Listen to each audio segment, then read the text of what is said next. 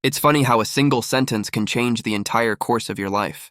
For me, it wasn't a heated confession, it wasn't a tearful slip, it was a joke. A joke my wife thought was harmless.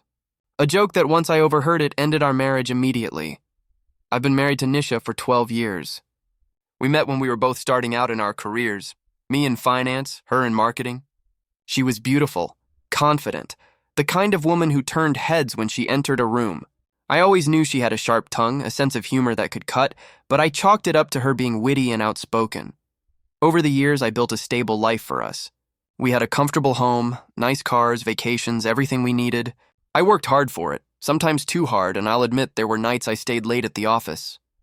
But I always thought she appreciated the life we had, even if we didn't always spend every minute together. One Friday night, I came home earlier than expected. I was tired, drained, but glad to finally have a quiet weekend with my wife. As I stepped through the front door, I heard laughter coming from the living room. She was on the phone with her friend, wine glass in hand. She didn't know I was back yet. At first, I didn't think anything of it. I just stood in the hallway listening to her laugh, figuring I'd surprise her. But then I heard it. Her friend must have said something about me because Nisha replied, "Oh, please, my husband is so boring lately." Sometimes I think even his coworker Raj had me more excited than he ever does. And then she laughed. Hard. The words hit me like a punch to the chest. My heart froze. Did she just admit she'd slept with my coworker? Or was she joking? The problem was I couldn't tell. The casual way she said it, the way she chuckled as though my dignity were a punchline, burned me more than if she'd screamed it in a fight. I didn't make a sound.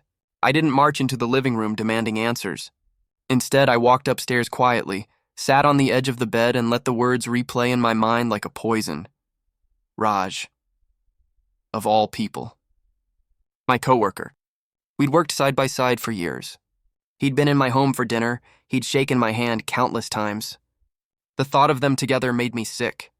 But what made me sicker was the fact that my wife felt comfortable making that joke at all. Whether it was true or not, it told me everything I needed to know. When she finally came upstairs, still giggling, she looked surprised to see me. "Oh, you're home early," she said casually, kissing my cheek like nothing had happened. I looked her in the eye and asked, "What did you mean when you said Raj had you?" Her smile vanished. Her face went pale. You heard that?" she stammered. "Answer me," I pressed. She swallowed hard. It was a joke, just a stupid joke between friends. I didn't mean anything by it. But I could see it in her eyes, the flicker of panic, the scramble for words. Maybe it was just a joke. Maybe it wasn't. At that point, it didn't matter.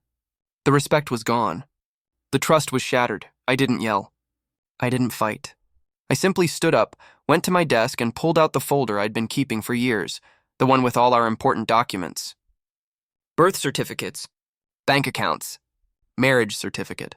I had it all organized. I calmly added a new piece of paper to it. Divorce forms. She stared at me like I had lost my mind. "What are you doing?" she demanded. "I'm filing for divorce," I said flatly. "For a joke? Are you insane?" "No," I said. "I'm not insane. I just realized tonight that I don't know my wife." "Whether you cheated or not, you thought it was funny to humiliate me, to drag my name through the mud for your entertainment. That's not a partner. That's not love. That's not someone I'll spend the rest of my life with." Her voice cracked, panic rising. "You can't be serious." "Over a joke?" But I was dead serious. The next morning, I contacted my lawyer. Within weeks, the papers were served. She begged, she cried, she swore it was all just talk, that she never touched Raj, that she never would. But the damage was irreversible. I didn't even bother confronting Raj. If something had happened, it was between them. If nothing had, the fact that my wife thought it was funny to make me look like a fool was enough for me to walk away. The divorce was quick, clean, and brutal. I made sure she left with only what she legally deserved, nothing more. The house, the car, the savings all stayed with me. She went back to living in a small rental, her glamorous lifestyle stripped away. Months later, I still don't know if she ever really cheated. But here's the thing, I don't care. Because whether it was truth or a joke, she made me the butt of it. She disrespected me in a way that could never be repaired. And once respect is gone, love doesn't survive. Now, when I see her posts online trying to look happy, I almost laugh. She thought her little joke was harmless. She never realized it was the exact thing that would cost her everything.